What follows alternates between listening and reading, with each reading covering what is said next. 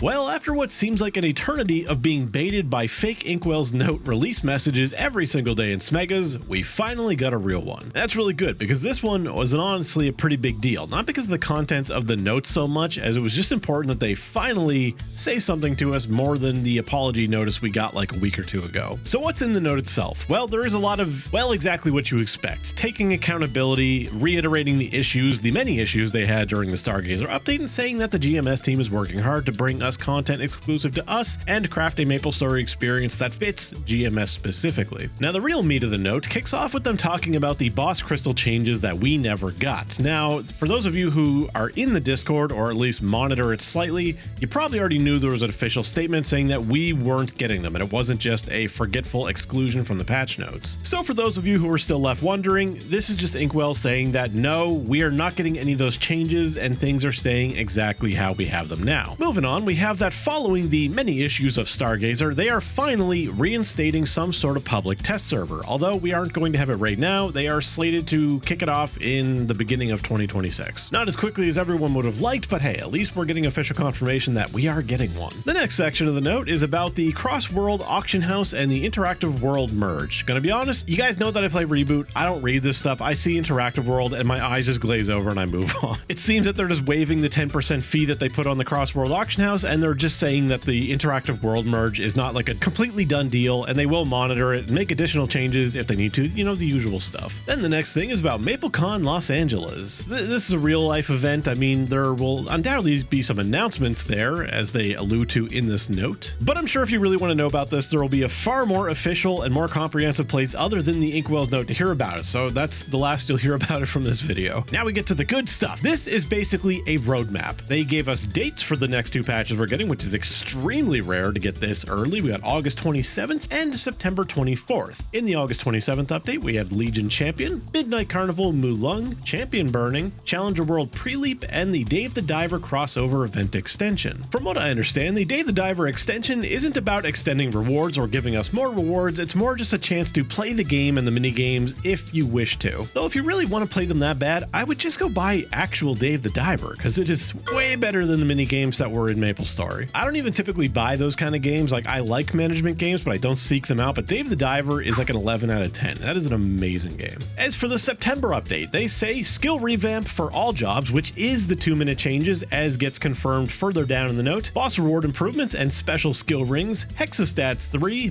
Baldrix, Destiny weapons, the UI revamp, Cash Op UI and MVP revamp, and the Strange Tides event. A lot of those things can just be viewed going back for old KMS patch notes, and we will hear more about them later with GMS specific rewards and the usual stuff. But the note gets a lot better from here, because after that, they talk about direction of the upcoming winter update. Now, the next wall of text here is a lot of reassurances and talking about GMS specific stuff again. But the real takeaway from it is Inkwell talking about that the winter quality of life update will be focusing on exclusive content. Now, that's a big deal, but it's also a really vague statement. But luckily for us, the note does not end there, because he actually goes on to talk about while this is in development and subject to change, and although there are additional improvements we plan to share once they're more fully prepared, let me first share the items we are currently working on, prioritized by category. This is where stuff really gets good for us. The first one is expansion of level 3 link skills to all jobs. As you might know, some link skills cap at level 2. Most notably, commonly used link skills like Kanas, Kadinas, Moshwans, and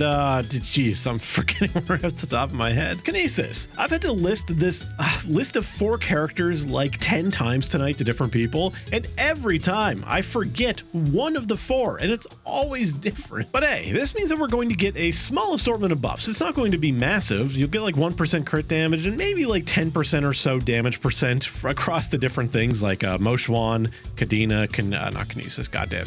I'm forgetting the 4th again. Literally just recorded that like freaking a minute ago. The point is, link skills get better, we get buffs, yay, everyone's happy. Moving on to the next one. Additional ways to acquire equipment and restore destroyed equipment. This is probably the biggest thing in this entire list, and sadly, we don't have any concrete info on it yet. Simply, we got a little bullet list saying a system that allows players to collect fragments of high-level equipment and exchange them for a completed piece. Undoubtedly very similar to Chaos Root Abyss, Princess No, Cygnus, you know, we have a lot of examples like this already. A system to restore destroyed equipment via a quest. Now that is beyond vague. What the hell do you mean a quest? That could be taken and so many different ways. Like, are they going to do something beyond evil and sadistic and make us do like the Black Haven quest line to repair a pitched item? Because it doesn't even have to be that quest, even though it is a really long and awful one. It could just be any kind of long quest. I mean, when you say quest, it makes me think of some kind of storyline or something, or it could just be something like the 7-day Monster Parker medal. Maybe the quest will be like kill Damien 10 times and you can repair your eye patch. The next line says an item dedicated to restoring destroyed equipment traces during the Starforce enhancement process. Another really vague statement that could be taken numerous ways. The way I think about it, honestly, is kind of a cynical route, and I think of it just being like a quality of life thing where basically you would check a box and whenever your item blows up, it would just automatically transfer hammer and swap in the next piece ready to Starforce again without you needing to go out and pick up a new item, stuff like that. In my mind, that is the worst outcome for this statement, but honestly, even then, that would be kind of nice. I mean, like if your item is blowing up left, right, and center, it saves you a little bit of time. But obviously, the better and probably more likely scenario is that there will just be some kind of item that you can get through some unknown means that will save your item and basically act as a substitute to blow up in your item's place. Who knows? Then the final line says reducing the penalty for destroyed items during the Starforce enhancement process, which honestly, if the previous lines do what most of us hope they'll do, they already reduce the pain of things blowing up by making them either blow up less or giving us an option to restore them. So I really don't know if that's just reiterating on the previous things, or if it actually means that there is going to be less pain from something exploding, whether that be by it having a minimum level, like going back to 15, or maybe even some sort of pity system where every time your item blows up, it can then be safeguarded to one further level or something up to a cap. Who knows? Each of these lines could be interpreted in at least a couple different ways, but honestly, even in the worst outcomes that I can think of,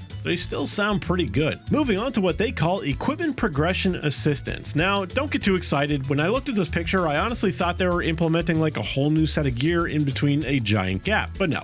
What's really happening here is essentially that hyperburners and item burners are going to have a support system that helps with replacing item burning equipment step by step, or a system that allows short-term rental of specific equipment. Undoubtedly, all the temporary stuff that eventually blows up and falls off your character on item and hyperburns. I don't have much to say about that system. It sounds pretty good for newer players because I gotta imagine that a lot of more casual players end up being naked by the end of an item burn because they just simply didn't get the real gear to replace it. Or since the champion or item burning gear is so good, that maybe they never thought they had to or had enough money to get the real things. The next line, however, is far more exciting for all of us. The familiar system improvements.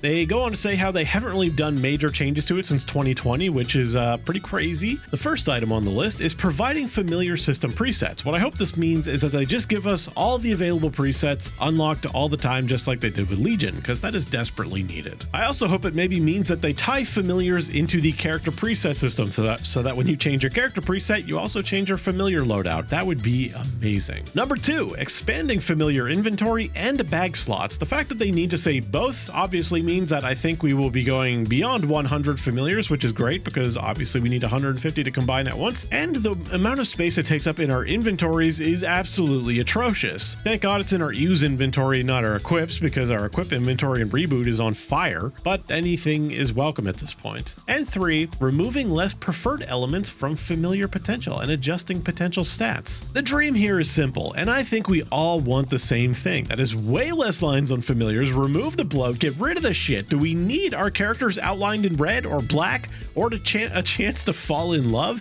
There are so many useless lines on familiars. They make getting real good familiars an absolute nightmare. I understand you need some junk in there. You can't just be rolling god tier familiars every time you roll a familiar, but we got 2 lines to work with and just add some more variance in. You know, if we got boss damage, go from like 5 to 40% and add more increments. That way, yeah, sure, you might get like a 11% boss damage, but that's way better than what we can get now, while also still leaving a lot of room for variance and potential growth. Then, of course, something that would benefit all of us greatly is clean up the language on familiar lines. At present, when you roll familiars, you have a chance of getting like the same stat or the same thing worded in many different ways, and none of them are specific about what they do, leading you to just kind of guess or just figure it out with trial and error in the game, or God forbid, go on the wiki and actually try to find the line. And even then, sometimes you might find that you Control F exactly what your familiar has on its line, and it doesn't show up. What the fuck? It's a goddamn train wreck, and it's kind of like a demented version of the telephone game where the same sentence was mangled like 25 different times and every version of it was implemented into the game. But moving on, because then they say progression convenience for multiple characters. This of course being brought up because Legion Champion is a thing, and the game has just been pushing us to play more characters in general. They're going to look for ways to make it easier for us, hopefully for Reboot, but he doesn't actually specify what server he's talking about here. And you might understand the confusion here in a moment. So the first thing is 1. Characters within the same account will share progress on prerequisite quests. From my understanding, this is already the case. They've been doing this slowly for pretty much everything, and I really don't know what's left that we don't share progress on. Number 2 is weekly quest completion limits will be changed to daily. Once again, a little confused here. Honestly, a lot of dailies have been changed to weeklies, things like Monster Park Extreme, for example. So I don't know what weekly quests they're talking about here other than Absolab quests. Changing those to a daily would make it a lot easier for newer players because they don't have a legion of boss mules to do those quests with if they want. But then the third line says the transfer of Absolab/Arcane Umbra equipment between characters within the same account will be supported. Once again, like I said earlier, I don't play Reg Server. I don't know if Reg Server can even do this already. I just assumed they can. I thought the only things they couldn't really trade were, I think, fragments and pitched items, which they complained about for a very long time. So I don't know if this is for Reboot. If it is, that is huge news. Being able to transfer arcane equipment from your boxes or whatever, or Absolab to your alts, that would be absolutely huge. And next is a small but really nice one, is system convenience improvements, adding a favorites feature for the event list. Thank God.